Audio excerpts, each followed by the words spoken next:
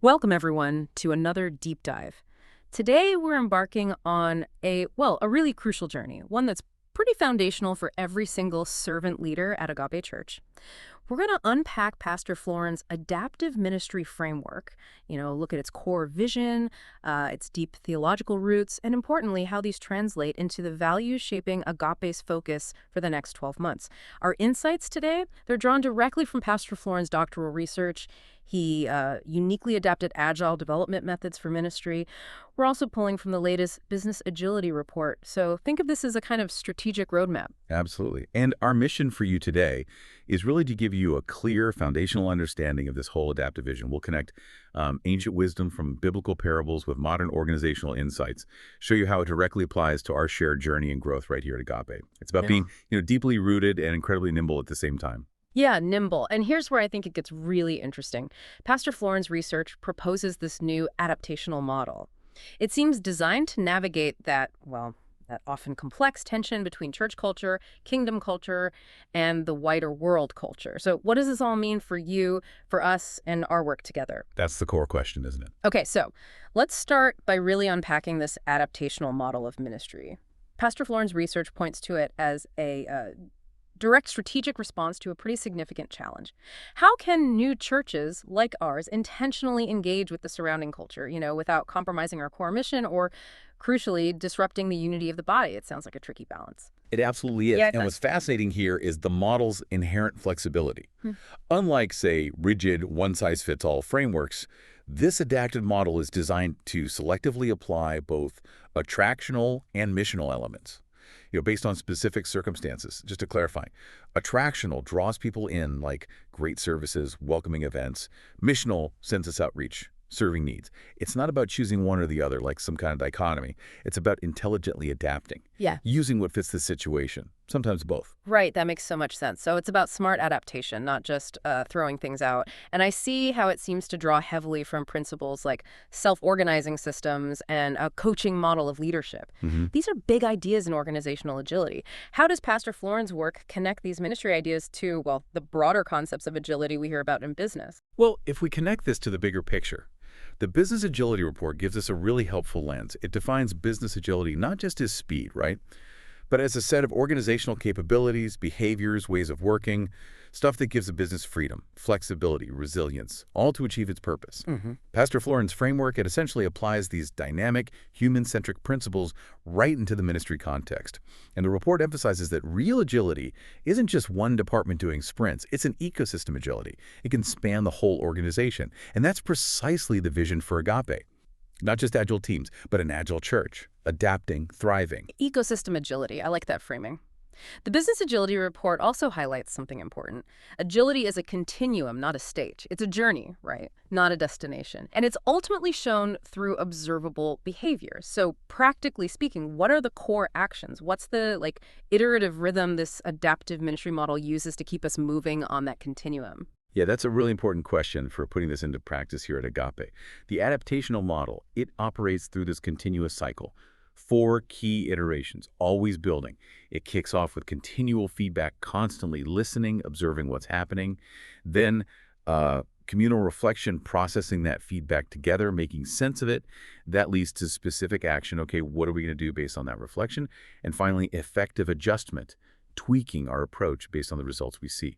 It's this dynamic loop, this iterative process, designed to foster ongoing growth and transformation, always learning, always improving within the ministry. Okay, so it's more than just structure or business ideas. What really makes Pastor Florin's research stand out, I think, is how he grounds this adaptive model in deep theological foundations, specifically this idea of kingdom culture. What does this kingdom culture really mean for us? How does it inform this adaptive approach we're talking about? Right.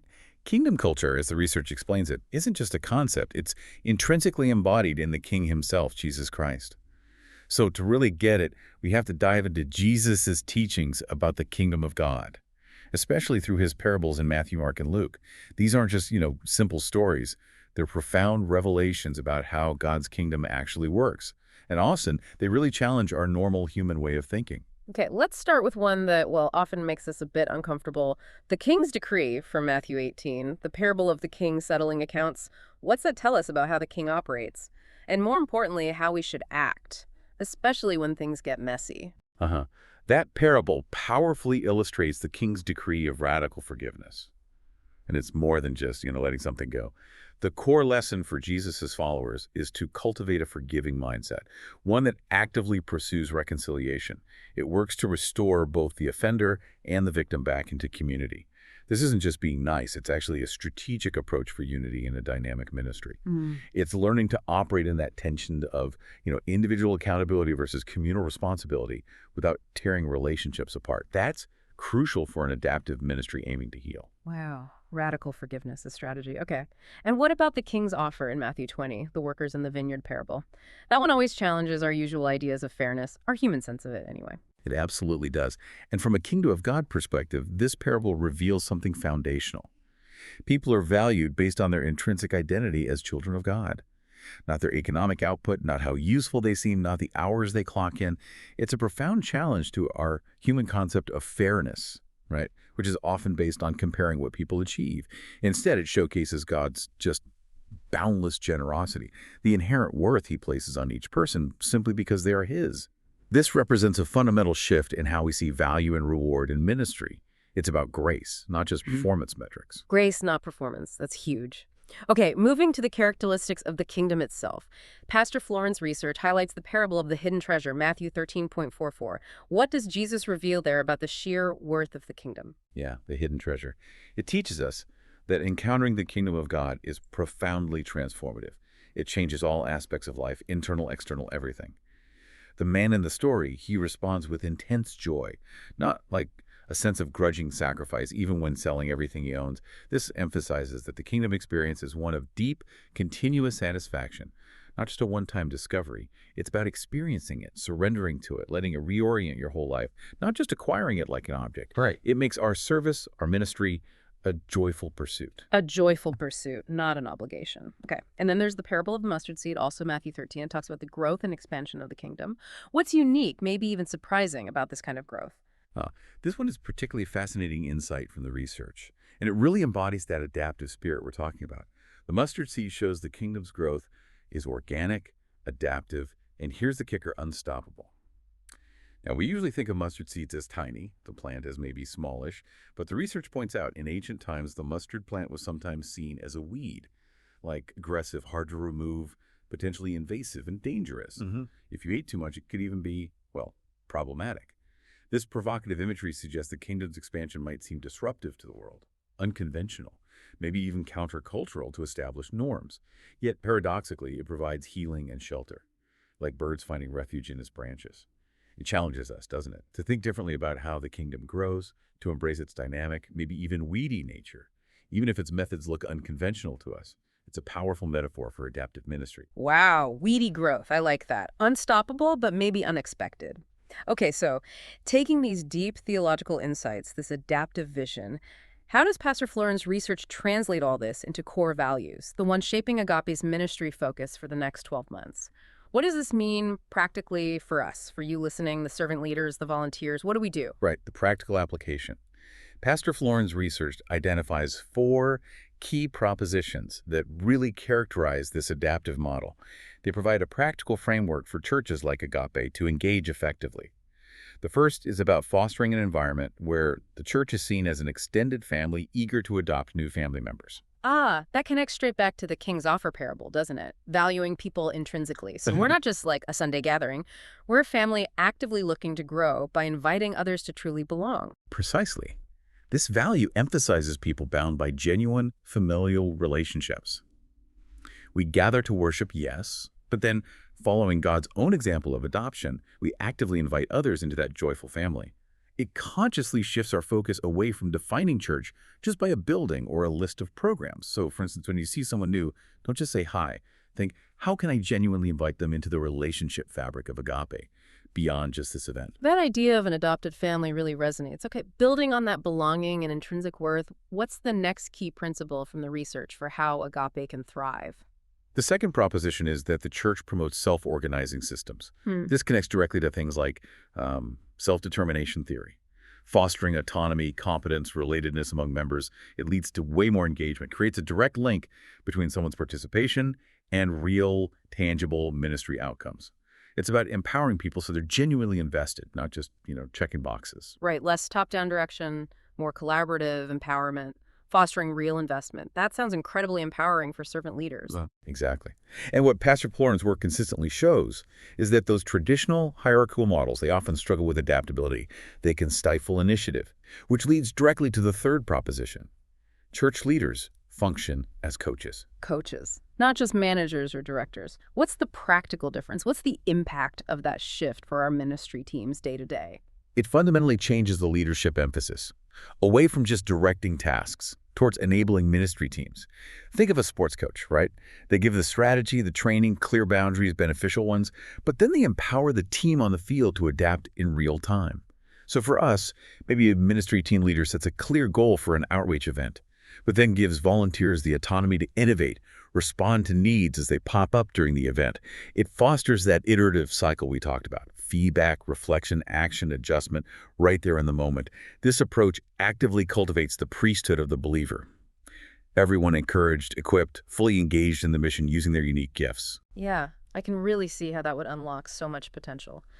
Okay, and the final proposition, the one tying into Agape's ministry focus for this coming year. The fourth is that community engagement is an act of worship. This ties straight back to the King's Offer parable again, emphasizing the inherent value of every single person in our community.